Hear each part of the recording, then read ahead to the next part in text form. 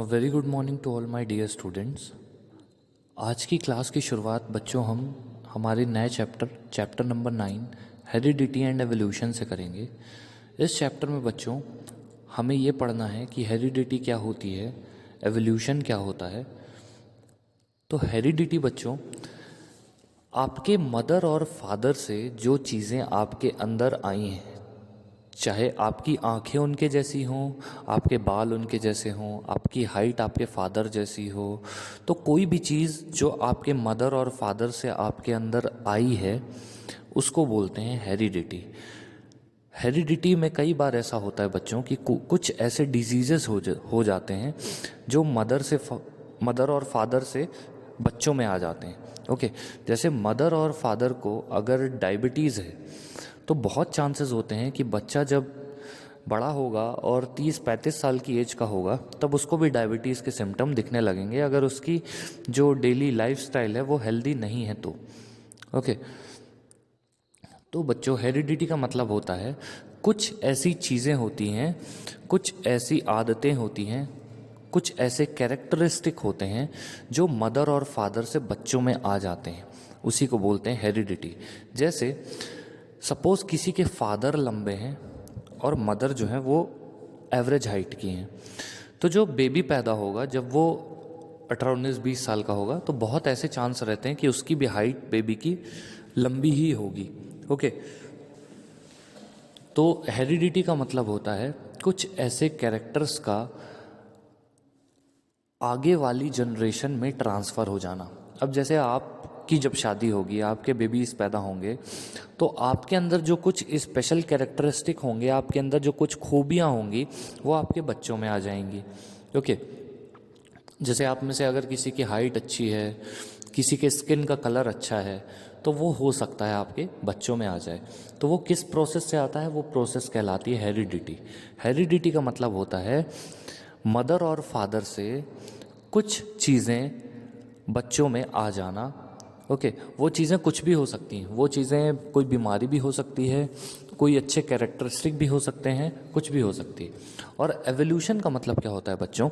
Evolution का मतलब मैं आपको एक एग्जांपल से समझाना चाहूँगा। एक आइलैंड है, गैलापागोस आइलैंड नाम है उसका। ओके, तो गैलापागोस आइलैंड में एक चिड़िया रहती है, उसका नाम है फिंच। ओके, क्या नाम है? फिंच। तो गैलापागोस आइलैंड में वो जो फिंच नाम की चिड़िया है वो चारों तरफ पाई जाती है, हर जगह पाई जाती है वो। ओके, गैलापागोस आइलैंड में वो फिंच नाम की चिड़िया हर जगह मिलती है देखने के लिए। ओके, तो चार्ल्स डार्विन एक साइंटिस्ट थे। चार्ल्स डार्विन उस आइलैंड पे गए और उन्होंने उस बर्ड पर यानी उस चिड़िया पर स्टडी करना चालू किया। उन्होंने ये पाया कि वो जो आइलैंड था वो स्क्वायर शेप में था लगभग, और उस स्क्वायर के चारों साइड पर, उस आइलैंड के चारों हिस्सों पर वो चिड़िया पाई जाती थी। और चारों हिस्से में जो चिड़िया मिलती थी वो सेम ही थी, बट उनकी जो चोंच होती है, जो बीक होती है जिससे वो खाना खाते हैं, वो चोंच का शेप और साइज़ अलग अलग था चारों जगह। कहीं पर वो चोंच मोटी थी, कहीं पर वो चोंच पतली थी, कहीं पर लंबी थी, कहीं पर छोटी थी। ओके, तो वो चोंच का शेप और साइज़ अलग अलग था बच्चों। ओके, इससे हमें क्या पता चलता है? इससे हमें ये पता चलता है कि अलग अलग कोने में खाना अलग अलग रहा होगा, उन चिड़ियों के लिए अलग अलग टाइप का फूड वहाँ पर रहा होगा, जिससे उन्होंने अपनी चोंच को मॉडिफाई कर लिया। ठीक है, जहाँ पर कोई हार्ड खाना वहाँ पर मौजूद होगा तो वहाँ पर जो फिंच पाई जाती होगी उसकी चोंच जो है थोड़ा मोटी होगी, और इस तरह से खाने के हिसाब से चोंच का साइज़ और शेप डिसाइड हुआ। ओके, तो इसी को बोलते हैं एवोल्यूशन। चिड़िया तो सेम है, बट सभी सेम चिड़ियाओं की जो चोंच है वो अलग अलग थी। ओके, बिल्कुल अलग अलग थी। तो चार्ल्स डार्विन ने इस चीज़ को बोला एवोल्यूशन का एक फॉर्म है। ठीक है, दूसरा एवोल्यूशन का फॉर्म हम अपने शरीर पे ही देख सकते हैं। पहले हम अपने हाथ और पैर के बल ज़मीन पर चलते थे बंदरों की तरह। ओके, फिर धीरे धीरे हम खड़े होने लग गए और हमारे शरीर से ढेर सारे बाल गायब होने लग गए। ओके, फिर उसके बाद बच्चों हम शिकार करने लगे। ओके, पहले हमें जो भी मिल जाता था वो खा लेते थे, जो अर्ली मैन होते थे। ओके, तो ये भी एक एवोल्यूशन का टाइप है। ओके, एक एवोल्यूशन का टाइप आपको मैं बताता हूँ, जिराफ। जिराफ जो सबसे लंबा जानवर होता है, उसका एक मैं आपको एग्जाम्पल देना चाहूँगा। तो पहले जिराफ बच्चों घोड़े की तरह हुआ करते थे, इतने लंबे नहीं होते थे। बट अफ्रीका में पेड़ों की हाइट जो है वो लंबी होने लगी, जहाँ पर वो रहते थे पेड़ों की हाइट बढ़ने लगी। तो वो जिराफ पेड़ों की पत्तियों को खाने के लिए अपनी गर्दन को स्ट्रेच किया करते थे डेली। ओके, ऊंचे ऊंचे पेड़ों को खाने के लिए उन्हें अपनी गर्दन को क्या करना पड़ता था, स्ट्रेच करना पड़ता था। ओके, तो धीरे धीरे करके एवोल्यूशन हुआ और एवोल्यूशन के कारण उनकी गर्दन जो है वो लंबी हो गई परमानेंटली। ओके, तो ये भी एक एवोल्यूशन का टाइप है। ओके, तो आई होप आप लोगों को हेरिडिटी और एवोल्यूशन का मतलब बच्चों थोड़ा बहुत क्लियर हुआ होगा। अब मैं इस पैराग्राफ को रीड करके आपको इसका मतलब समझाने की कोशिश करूँगा। Okay, we have seen that reproductive processes give rise to new individuals. हमने ये देखा है कि रिप्रोडक्शन प्रोसेस से नए नए इंडिविजुअल बनते हैं। कोई भी ऑर्गेनिज्म अगर रिप्रोडक्शन करता है तो उससे बेबीज पैदा होते हैं। ठीक है, हालांकि हर ऑर्गेनिज्म में ये प्रोसेस अलग तरीके से हो सकती है। Okay, we have discussed how some amount of variation is produced. Variation मतलब क्या होता है बच्चों, आप अपने क्लास में देखोगे या अपने फ्रेंड्स को देखोगे, सभी फ्रेंड्स का चेहरा अलग अलग है। सभी इंसान हैं, सभी के पास 2 हाथ हैं, सभी के पास उंगलियां हैं, सभी के पास पैर हैं, बट चेहरा सबका अलग अलग है। यही वेरिएशन कहलाता है। वेरिएशन नहीं होगा तो आप एक दूसरे को पहचान नहीं पाओगे आसानी से। ओके, लेकिन बच्चों ये जो वेरिएशन होता है ये एसेक्सुअल रिप्रोडक्शन में, एसेक्सुअल रिप्रोडक्शन कौन सा रिप्रोडक्शन था बच्चों, जिसमें सिर्फ एक पेरेंट इन्वॉल्व था रिप्रोडक्शन में। जैसे हमने देखा था रोज़ के प्लांट को जब हम काट दे रहे थे, गुलाब के प्लांट को जब हम उसकी स्टेम को काट करके ज़मीन पर लगा दे रहे थे तो उससे नया प्लांट निकल रहा था। ये भी एक तरह का एसेक्सुअल रिप्रोडक्शन था। फिर हमने अमीबा देखा था, अमीबा अपने शरीर को 2 पार्ट में डिवाइड कर लेता है, वो भी एसेक्सुअल रिप्रोडक्शन था। तो एसेक्सुअल रिप्रोडक्शन में जो 2 नए इंडिविजुअल बनते हैं वो अपने पेरेंट की एकदम कॉपी होते हैं, लगभग 90% वो कॉपी होते हैं। तो वहाँ पर वेरिएशन बहुत कम होते हैं। लेकिन सेक्सुअल रिप्रोडक्शन में जो इंसानों में होता है, जानवरों में होता है, उसमें वेरिएशन आ जाता है। ओके, या कलर में आएगा, या हाइट में आएगा, या चेहरे में आएगा। ओके, किसी न किसी चीज़ में वेरिएशन आ जाता है। ठीक है, and the number of successful variation are maximised by the process of sexual reproduction. जो अगर वेरिएशन बढ़ाना है तो आपको सेक्सुअल रिप्रोडक्शन करना पड़ेगा। ओके, अगर स्पीशीज़ में वेरिएशन चाहिए तो सेक्सुअल रिप्रोडक्शन करना पड़ेगा। ठीक है, if we observe a field of sugar cane, अगर हम गन्ने की बात करें यानी शुगर केन की बात करें, शुगर केन के खेत को देखें तो आप ये देखेंगे कि बहुत मुश्किल से आप एक पेड़ को दूसरे पेड़ से अलग बता पाएंगे। ठीक है, पर इंसानों में, हमारे शरीर में सेक्सुअल रिप्रोडक्शन होता है जिसमें वेरिएशन आसानी से देखे जा सकते हैं। या बच्चे जो पैदा होते हैं उसके कलर आपके कलर से मैच नहीं करेगा, या फिर बच्चे का जो शक्ल है वो आपके शक्ल से मैच नहीं करेगी, तो वेरिएशन थोड़े बहुत आते ही हैं। Okay, in this chapter we will be studying the mechanism by which variations are created. इस चैप्टर में हम वो तरीका जानेंगे, वो प्रोसेस जानेंगे जिससे वेरिएशन पैदा किए जाते हैं। The long term consequences of the accumulation of variation are also interesting point to be considered. जो consequences शब्द है उसका मतलब होता है परिणाम। ठीक है, तो जो लंबे समय के जो परिणाम होते हैं, accumulation का मतलब होता है इकट्ठा होना। ठीक है, तो वेरिएशन इकट्ठे होते जाते हैं जिससे एक लॉन्ग टर्म कंसिक्वेंस मिलता है, एक लंबा परिणाम मिलता है। ठीक है। और ये भी एक इंटरेस्टिंग पॉइंट है। फॉर एग्जांपल, पहले अर्ली मैन हम लोग हुआ करते थे, हमारे पूरे शरीर पे बाल होते थे, हम हाथ और पैर दोनों के बल चलते थे जैसे जानवर चलते हैं। ओके, फिर हम धीरे धीरे खड़े होने लगे। ओके, तो धीरे धीरे क्या हुआ, वेरिएशन आया बच्चों। ओके, तभी हम आज की डेट में यहाँ तक पहुँच पाए। ओके, तो वो वेरिएशन इकट्ठा होते गए और आज हम जिस पोजीशन पर हैं, आज हमारे शरीर की जो स्थिति है, शारीरिक स्थिति है, वो उन वेरिएशंस की वजह से ही है, जो धीरे धीरे करके इकट्ठा होते गए, एक्युमुलेट होते गए। ओके, ये सारी चीज़ें हम एवोल्यूशन में पढ़ेंगे। Okay, accumulation of variation during sexual reproduction. During reproduction, यहाँ पर आप देख सकते हैं बच्चों, एक पेरेंट है, उससे 2 बच्चे पैदा हुए सपोज। ठीक है, तो आप देखेंगे वो पेरेंट पूरा ब्लू कलर का था, लेकिन जो लेफ्ट वाला बच्चा पैदा हुआ उसके ऊपर वाले हिस्से पे रेड कलर आया, और जो राइट वाला पैदा हुआ उसके नीचे वाले हिस्से पे ग्रीन कलर आया। तो आप देख सकते हैं ये जो दोनों बच्चे हैं, इनका अपने पेरेंट से वेरिएशन है शरीर में कि नहीं है, थोड़ा बहुत वेरिएशन है।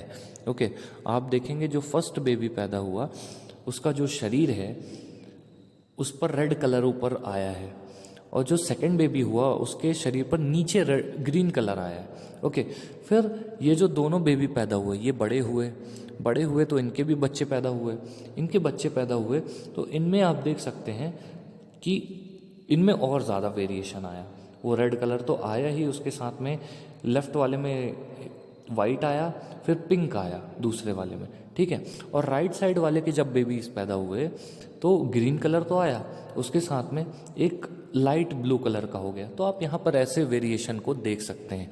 इसी तरह से हमारी प्रजाति में, इंसानों की प्रजातियों में वेरिएशन आगे बढ़ता जाता है। ओके, तो वेरिएशन कैसे इकट्ठा होता है रिप्रोडक्शन में, वो हमें इस टॉपिक में पढ़ना है। ठीक है, inheritance from the previous generation. Inheritance मतलब क्या होता है बच्चों, जो आप अपने पेरेंट्स से विरासत में जो आपको मिलता है। आई मीन टू से, आपके शरीर में जो भी चीज़ें आपके पेरेंट्स जैसी हैं, जैसे अगर आपकी आवाज़ आपके फादर जैसी है या मदर जैसी है, या फिर आपकी हाइट आपके फादर या मदर जैसी है, या फिर आपके स्किन का कलर आपके फादर या मदर जैसा है, या फिर आपकी आँखें। ओके, तो आप समझ सकते हैं मैं किन चीज़ों की बात कर रहा हूँ। वो अगर आपके पेरेंट्स से मेल खाती हैं या मिलती हैं तो उस चीज़ को बोलते हैं इनहेरिटेंस। वो आपने अपने पेरेंट्स से पाया है, ओके, विरासत में। Inheritance from the previous generation provides both a common basic body design and subtle changes in it.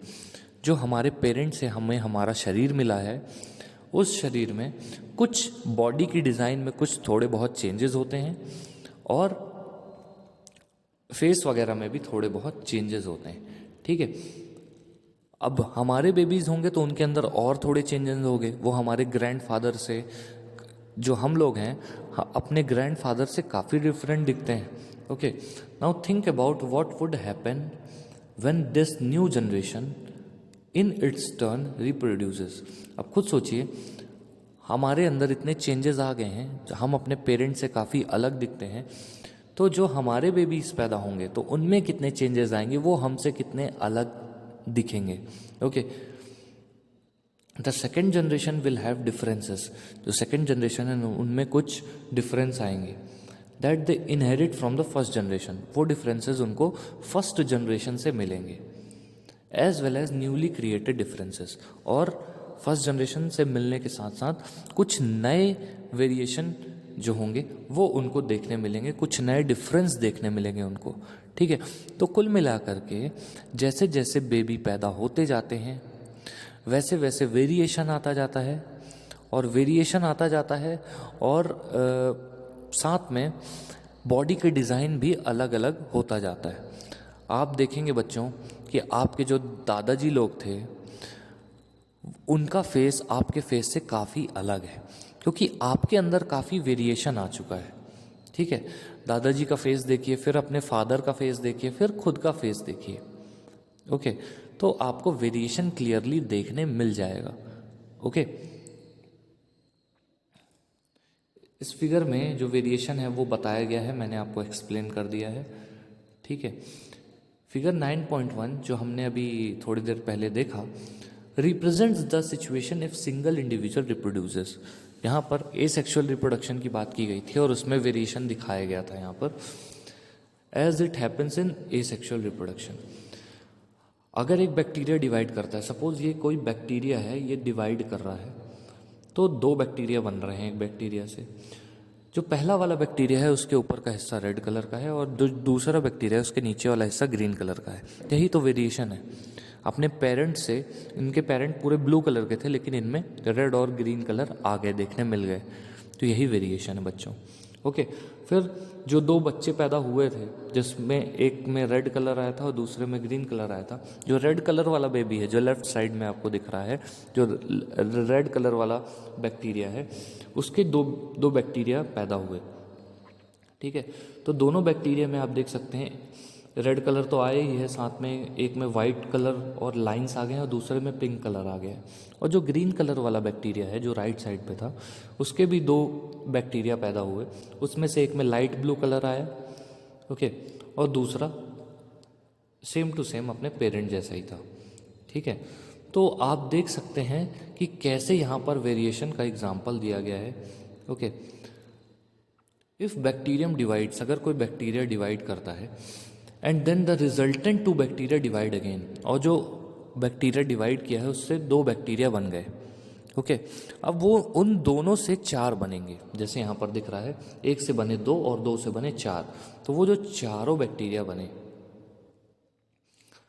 वो सिमिलर तो होंगे, एक जैसे दिखेंगे, बट उसमें उनमें चारों में कुछ कुछ डिफरेंस जरूर होगा। वही डिफरेंस कहलाता है variation. Okay, there would be only very minor difference between them, बहुत छोटा सा डिफरेंस होगा उनमें, थोड़ा बहुत। Okay, generated due to small inaccuracies in DNA copying. और ये डिफरेंस कैसे पैदा हुआ होगा? डीएनए को कॉपी करने में जो इनएक्यूरेसीज आ गई हैं उसके कारण। However, if sexual reproduction is involve, अगर सेक्सुअल रिप्रोडक्शन इन्वॉल्व हो गया है, even greater diversity will be generated, तो ज़्यादा डाइवर्सिटी भी जनरेट की जा सकती है। ठीक है, यहाँ पर एसेक्सुअल रिप्रोडक्शन था क्योंकि बैक्टीरिया की बात थी, बैक्टीरिया हमेशा एसेक्सुअल रिप्रोडक्शन करते हैं। ओके, लेकिन अगर हम इंसानों की बात करें तो उनमें धीरे धीरे वेरिएशन बढ़ते जाते हैं। ठीक है, do all these variation in a species have equal chances of surviving in the environment in which they find themselves?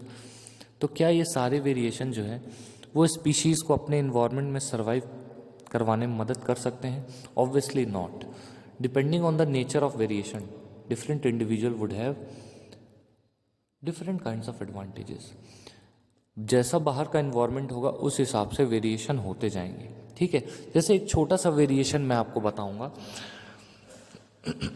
अगर आप लोग हिमालय में एक महीने के लिए चले जाओ, ओके, आई मीन टू से नॉर्थ इंडिया आप चले जाओ, नॉर्थ इंडिया में जम्मू कश्मीर में या फिर मनाली में, लेह लद्दाख में आप एक महीने रह लो, तो आपके शरीर में क्या होगा बच्चों? रेड ब्लड सेल बहुत ज़्यादा बढ़ जाएंगे।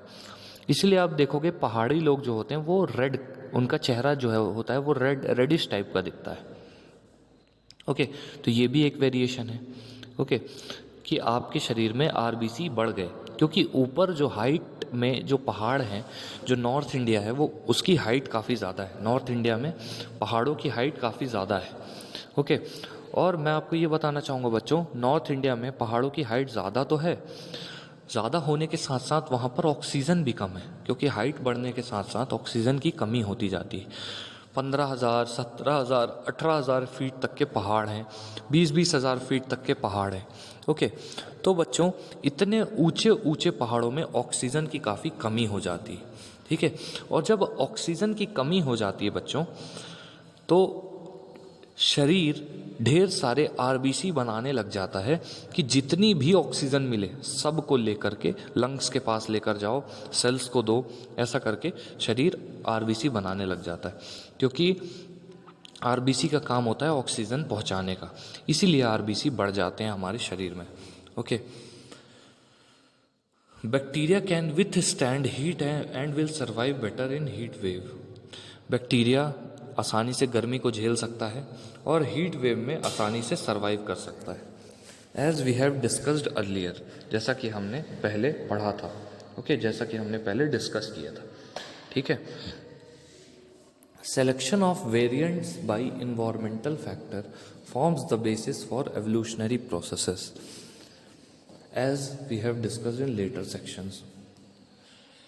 तो इन्वायरमेंट के हिसाब से हमारे शरीर में कुछ वेरिएशन होते हैं, जिसका एग्जांपल मैंने आपको अभी दिया कि जब आप पहाड़ों में जाओगे तो अगर आप वहाँ पर महीने 2 महीने रुक गए तो आपके शरीर में जो रेड ब्लड सेल हैं उनका काउंट बढ़ जाएगा, रेड ब्लड सेल बढ़ जाएंगे, ज़्यादा हो जाएंगे, ओके। तो ये एक तरह का वेरिएशन है बच्चों, ठीक है। अब हेरिडिटी की बात करते हैं। हेरिडिटी मतलब क्या होता है बच्चों, मैंने आपको बताया था कि अपने पेरेंट्स से कुछ ऐसे कैरेक्टर्स बच्चों में ट्रांसफ़र हो जाना जो उन बच्चों को अपने पेरेंट्स से अलग बनाते हैं, चाहे फेस में हो, चाहे कलर में हो, चाहे बालों में हो, किसी भी चीज़ में डिफरेंस आ जाना जो अपने पेरेंट्स से डिफरेंट बनाते हैं, ओके, बच्चों को। The most obvious outcome of the reproductive process still remains the generation of individuals of similar design. जो सबसे ऑब्वियस परिणाम है रिप्रोडक्टिव प्रोसेस का वो ये है बच्चों कि इंसान का बच्चा हमेशा इंसान की तरह ही दिखेगा, लेकिन उसमें भी हर इंसान के बच्चे की शक्ल अलग अलग होगी, वही वेरिएशन है, okay. The rules of heredity determine the process by which traits and characteristics are reliably inherited. तो हेरिडिटी का सिर्फ एक रूल है कि जो कैरेक्टरिस्टिक होंगे, ट्रेट होंगे, वो पेरेंट्स से बच्चों में आएंगे ही आएंगे। फॉर एग्ज़ाम्पल, पेरेंट्स अगर हेल्दी हैं तो बच्चे भी हेल्दी होंगे, बहुत चांसेस होते हैं, ठीक है। आप देखोगे कि जो पेरेंट्स हैं उनकी हाइट अच्छी है तो बच्चों की भी हाइट अच्छी होगी, तो ये कैरेक्टरिस्टिक जो हैं ये तो आएंगे ही आएंगे बच्चों में, ओके। तो बच्चों हेरिडिटी के बारे में हम और चीज़ें डिस्कशन करेंगे, ओके, और ये जानने की कोशिश करेंगे, और हेरिडिटी हम एग्जाम्पल से भी समझेंगे कि हेरिडिटी क्या होती है, ठीक है। तो आज हमने क्या क्या पढ़ा बच्चों? आज हमने जाना कि जो हमारा चैप्टर है हेरिडिटी और एवोल्यूशन, इसमें हमें क्या क्या पढ़ना है। फिर हमने वेरिएशन देखे, कैसे एसेक्सुअल रिप्रोडक्शन में कम वेरिएशन पाए जाते हैं, वहीं सेक्सुअल रिप्रोडक्शन में ढेर सारे वेरिएशन हमें देखने को मिलते हैं, ओके। तो सेक्सुअल रिप्रोडक्शन में 2 पेरेंट्स आते हैं, दोनों अलग अलग जगह से आते हैं। आप भी जानते हैं कि लड़के और लड़कियों में बहुत डिफरेंस होता है। जो लड़के हैं वो उनकी आवाज़ भारी होती है, हाइट लंबी होती है, ओके। तो बहुत सारे ऐसे डिफरेंस होते हैं लड़के और लड़कियों में, जिसके कारण वो चेंजेस बच्चों में आ जाते हैं, ओके। तो इसी को बोलते हैं वेरिएशन, ओके। तो ये सारी चीज़ें बच्चों किसकी वजह से होती हैं? हमारा जो सेल होते हैं बॉडी के, जिनसे हमारी बॉडी बनी है, हमारी बॉडी एनिमल सेल से मिलकर बनी है। तो हमारे सेल में सेंटर पे होता है न्यूक्लियस, ओके। तो न्यूक्लियस में होते हैं बच्चों क्रोमोसोम, क्रोमोसोम के अंदर होता है डीएनए। एक बार और बताता हूँ, हमारे बॉडी के जो सेल्स हैं जिनसे हमारा शरीर बना है, उन सेल्स के अंदर होता है न्यूक्लियस, न्यूक्लियस के अंदर होता है क्रोमोसोम, क्रोमोसोम के अंदर होता है डीएनए। डीएनए में पूरी की पूरी हमारे शरीर की कोडिंग होती है, हमारे शरीर की इंफॉर्मेशन पूरी डीएनए में छुपी हुई होती है। हमारे शरीर की हाइट की इंफॉर्मेशन, हमारे शरीर की कलर की इंफॉर्मेशन, हमारे चेहरे की जो बनावट है उसकी इन्फॉर्मेशन, हमारी आँखों के कलर की इन्फॉर्मेशन, हमारे बालों की इन्फॉर्मेशन कि कर्ली होंगे या स्ट्रेट होंगे, तो ये सारी इन्फॉर्मेशन जो है वो कहाँ होती है बच्चों? डीएनए में होती है। और डीएनए कहाँ होते हैं? क्रोमोसोम में। तो ये जब पेरेंट्स के डीएनए मिक्स होते हैं, जब रिप्रोडक्शन होता है बच्चों, जब फर्टिलाइजेशन होता है, जब स्पर्म ओवम को फर्टिलाइज कर देता है, तो स्पर्म क्या करता है? अपना डीएनए यानी मेल डीएनए फीमेल डीएनए के साथ मिक्स करके जाइगोट बना देता है। जब मेल डीएनए फीमेल डीएनए के साथ मिक्स होता है तो कुछ कैरेक्टर मेल से आते हैं और कुछ कैरेक्टर बच्चों फीमेल से आते हैं। तो जो जाइगोट बनता है जिसको बाद में जाके चाइल्ड में डेवलप होना है, तो उस जाइगोट में कुछ मदर के कैरेक्टरिस्टिक होते हैं और कुछ फादर के कैरेक्टरिस्टिक होते हैं। ओके, तो इस तरह से बच्चों वेरिएशन आता है। इस तरह से मदर और फादर की तरह हमारी शक्ल जो है वो थोड़ा बहुत मिलती है। ओके, तो ये सारे जो रीज़न है, आई होप आप लोगों को समझ में आए होंगे, और जिसको नहीं आए वो बेशक पूछ सकता है मुझसे। ओके, सो बच्चों, आप लोग घर पर रीडिंग करते रहें और राइटिंग करते रहें। रीडिंग और राइटिंग की प्रैक्टिस ना छोड़ें। एग्ज़ाम अब नज़दीक आ रहा है, 4 महीने बाद आपका एग्ज़ाम है। ओके, और जिस भी पॉइंट पर, जिस भी टॉपिक पर, जिस भी चैप्टर पर आपको डाउट लग रहा है या फिर आपको लगता है कि उस चैप्टर का रिवीजन करवाना चाहिए अच्छे से एक बार, तो आप मुझे वो बता दीजिएगा, मैं आपके उस चैप्टर का रिवीजन करवा दूंगा। ओके, बस आपका बच्चों टाइम से होमवर्क करते रहें। क्लासेस जो ऑनलाइन क्लासेस चल रही हैं वो डेली रेगुलरली अटेंड करें। Okay, so students, I hope आप लोग घर पर पढ़ाई कर रहे होंगे। That's all for now. Thank you so much.